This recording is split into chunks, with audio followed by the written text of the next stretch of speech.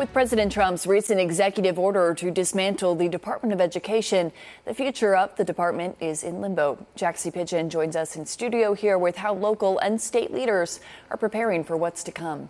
Well, Peyton, President Trump called on Education Secretary Linda McMahon to take all necessary steps to facilitate the closure of the department and return authority over education to the states and local communities. However, approval from Congress is still required to get rid of a federal agency.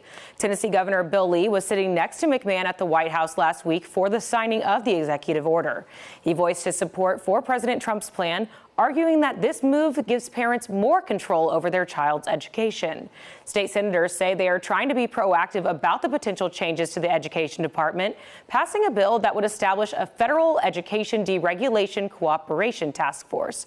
Republican State Senator Bill Powers sponsored this legislation. In a statement, he says, quote, "Tennessee knows what's best for Tennessee students. If the federal government chooses to return more control to the states, we will be ready."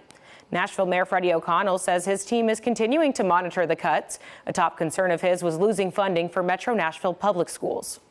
Funding from the USDOE helps support students with disabilities, ensure no child goes hungry at school, and helps kids from families earning lower incomes afford college.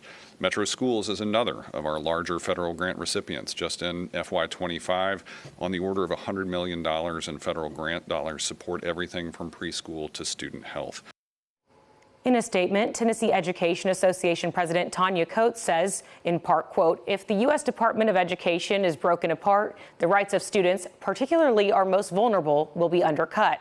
Our students would be at risk of losing access to academic lessons, civil rights protections, and life skills that prepare them for the future." Coates also says without federal oversight, she expects larger class sizes, fewer after-school programs, and cuts to special education resources. Peyton.